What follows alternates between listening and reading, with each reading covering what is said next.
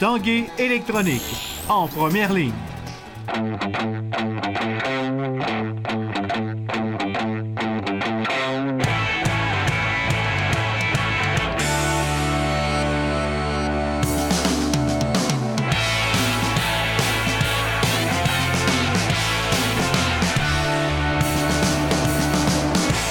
À tous, un bon début de semaine. Bienvenue à l'Esprit sportif. On parlera aujourd'hui de rugby et de course automobile. Mais d'abord, dans l'action, on parle des Remparts de Québec, de l'arrivée des joueurs cubains ici dans la capitale et également de cette excellente performance du jeune joueur de tennis de l'ancienne Lorette, Félix Auger-Aliassime.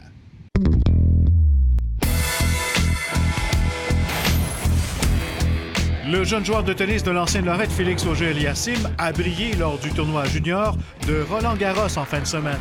En grande finale, le joueur de 15 ans seulement a profité de 3 balles de championnat, mais a été incapable d'en profiter, laissant filer la victoire face au Français Geoffrey Blancano en 3 manches de 1-6, 6-3 et 8-6. C'est gros, puis je vous dirais que même les commentaires des gens disant « Ah, il a passé tellement proche et tout », écoutez, Félix était favori, 11e favori, donc on ne l'attendait pas en finale non plus. Et en plus, il joue sur terre battue, qui n'est pas nécessairement sa surface. Il jouait contre un Français dont on a entendu la foule qui était pour lui. Alors, il y avait beaucoup de choses qui faisaient en sorte qu'il ne devait peut-être pas se rendre jusque-là. Et moi, ce qui m'a impressionné, on regarde toujours parce qu'on pense au futur, Félix n'a que 15 ans, quel genre de jeu il joue, techniquement, tactiquement, comment il fait ses choix de jeu, s'il joue intelligemment et tout ça. Écoutez, il nous a déployé un arsenal de coups intéressant parce que c'est un attaquant en herbe. Les membres de l'équipe nationale cubaine sont arrivés à Québec en préparation de leur série de 4 rencontres face au Capital qui s'amorcera ce jeudi au stade municipal.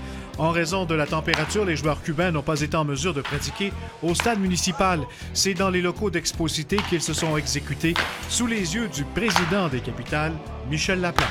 Ça a été quand même beaucoup de travail pour en arriver là à plusieurs niveaux. Mais ça se passe bien. Je veux dire, les joueurs étaient contents à leur sortie de l'aéroport. Ça a été quand même retardé un petit peu, mais ça s'est bien passé. Tous les joueurs annoncés sont ici? Oui, absolument. Les 28 joueurs qu'on nous a annoncés, ça, c'est une belle surprise aussi parce que c'est un beau mélange de jeunes prospects, de joueurs que dans l'histoire du baseball des dernières années, on a entendu parler. Et de voir des jeunes aussi de 20-21 ans. L'équipe nationale n'avait pas l'habitude de faire ça, mais de nous amener deux gros jeunes prospects pour Cuba qui accompagnent l'équipe comme ça, c'est intéressant pour nous aussi. Pour avoir parlé avec ces gens-là depuis le début de la fin de semaine, ils prennent ça vraiment au sérieux. Je pense que c'est une belle visibilité pour eux.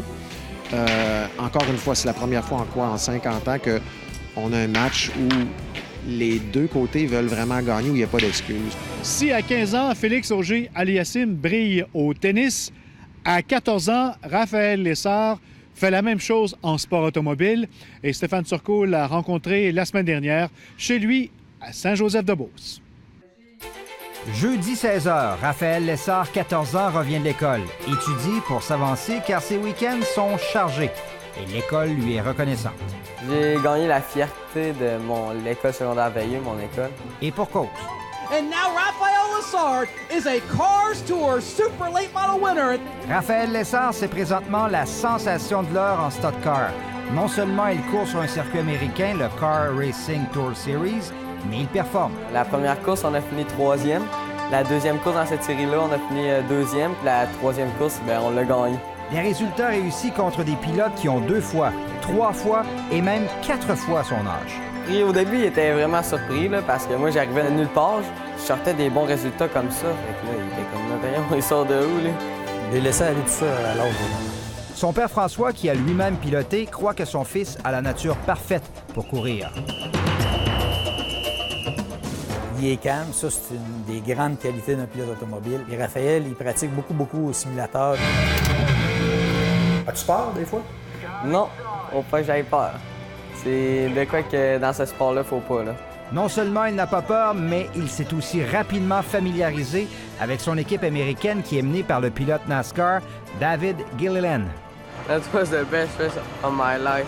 Tes mécanos, ton entourage, sont tous des Américains. How's your English? Pretty good. Oui? Ouais, ça va très bien. Quand j'ai commencé à courir aux États-Unis, je parlais pas un mot anglais.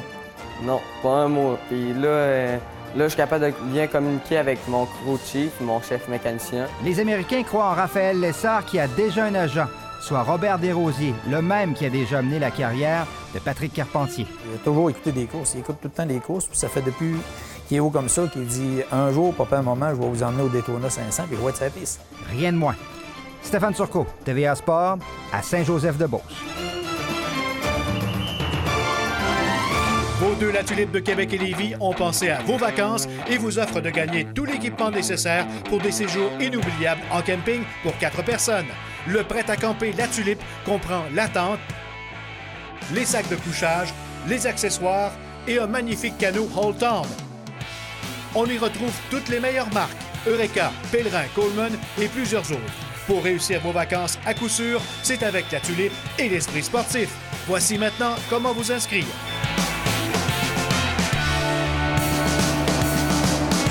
Il y a 3 façons de participer à notre concours, par Internet, par téléphone, également par mobile. Vous courez la chance de gagner cet équipement de prêt à camper La Tulipe d'une valeur de 3 885 $.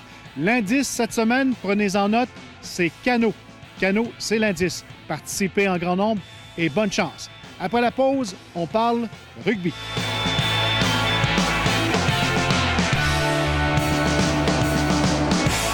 Prenez l'air avec La Tulipe et l'Esprit sportif et offrez-vous des séjours inoubliables en camping. Vous pourriez gagner un équipement prêt à camper d'une valeur de 3 885 $. Notez l'indice et la façon de participer. Pour réussir vos vacances à coup sûr, c'est avec La Tulipe et l'Esprit sportif. Parlons maintenant rugby. Stéphanie Bernier et Marie-Pierre Pinault-Reid, 2 ex-joueuses de Rouge et Or, prennent officiellement leur retraite aujourd'hui. Les 2 filles de Québec avaient participé à la Coupe du monde de 2014 avec l'équipe canadienne, remportant même la médaille d'argent. Jonathan Fournier les a rencontrés.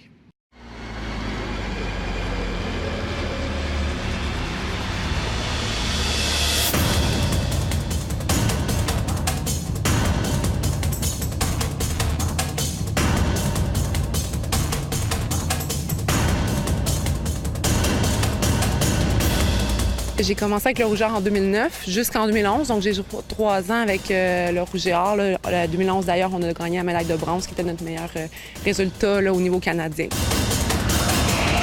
À Peterborough, c'était vraiment, je pense, notre victoire pour la médaille de bronze. Ça a été vraiment un moment fort dans ma carrière du Rouge et Or.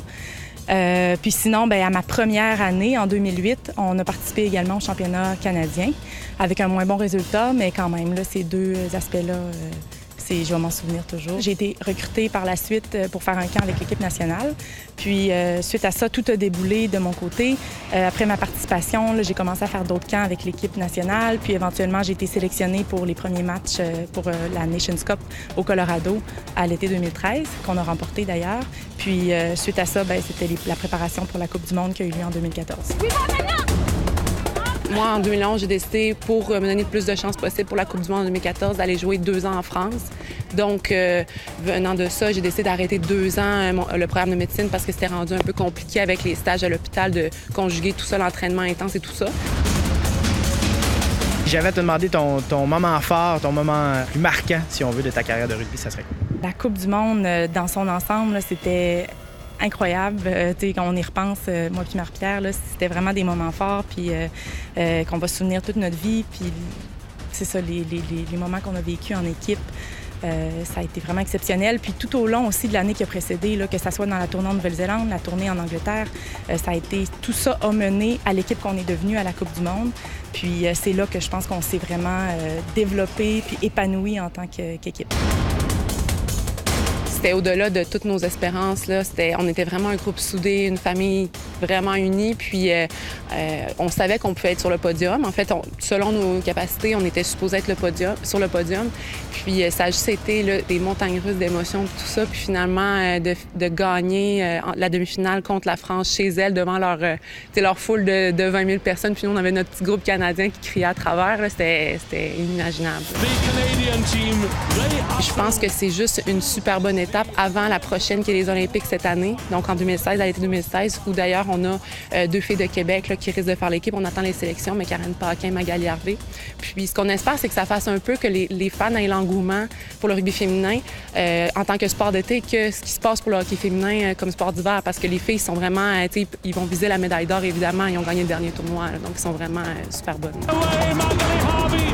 Parlons de Magali, une fille de Québec. On l'a rencontrée il n'y a pas longtemps à l'Esprit sportif, une joueuse de haut calibre. Tu l'as côtoyée souvent? Oui, évidemment. Donc, Magali, à sa position, c'est sûr que c'est une référence mondiale. Elle a gagné. En fait, à la Coupe du monde, je dirais que notre premier match contre l'Espagne, c'est pas mal elle qui nous l'a gagné parce qu'on n'était pas à notre top niveau, là. Mais ensuite, c'est ça, elle a fait des essais extraordinaires. Donc, c'est une finisseuse extraordinaire. Avec sa vitesse, ses appuis, ses changements de direction. Vraiment, là, je pense que c'est une joueuse qui est capable de faire des grandes choses dans les moments où on a besoin d'elle. Aujourd'hui, on se parle de retraite, c'est principalement pour se consacrer à la médecine. Bien, je suis chanceuse d'avoir trouvé une seconde passion en la médecine. Puis, j'ai été prise pour la résidence. Donc, je m'en vais en médecine interne à Sherbrooke, là, ce qui était vraiment le programme que je visais pour éventuellement faire de la gériatrie. Donc, c'est après 3 ans que je vais pouvoir appliquer en gériatrie. Donc, je me sens vraiment chanceuse d'avoir de nouveaux objectifs qui, c'est un peu les mêmes sensations que tu as en fait dans le sport. C'est vraiment challengeant, il faut tout le temps se surpasser. Là, fait que je suis super contente de pouvoir faire ça. Je me suis blessée pendant la demi-finale contre la France, donc le ligament déchiré. Il a fallu que je me fasse opérer quelques mois plus tard. Puis finalement, bien, à force de m'entraîner, puis tout ça, là, je mettais des bouchées doubles cet hiver, puis je me suis refait une entorse au même genou. Puis là, pour moi, ça a comme été... Est-ce que je suis prête à prendre le risque encore de me reblesser à ce niveau-là? Puis mon genou, clairement, n'était pas prêt. Fait que c'est ça, finalement, qui m'a poussée à prendre ma décision de me retirer du rugby.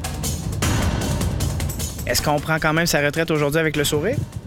Oui. Malgré tout, j'ai des beaux projets. J'ai une petite fille en santé de 10 mois déjà. Donc, somme toute, là, je suis très bien avec ma décision, malgré qu'on est tourmenté, puis c'est jamais facile de faire un X, là. Mais c'est ça, c'est la vie, hein. Faut continuer pareil. Merci beaucoup. Merci.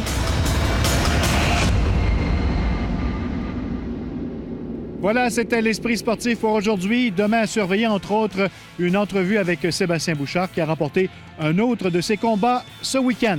Voilà, bye-bye, à demain.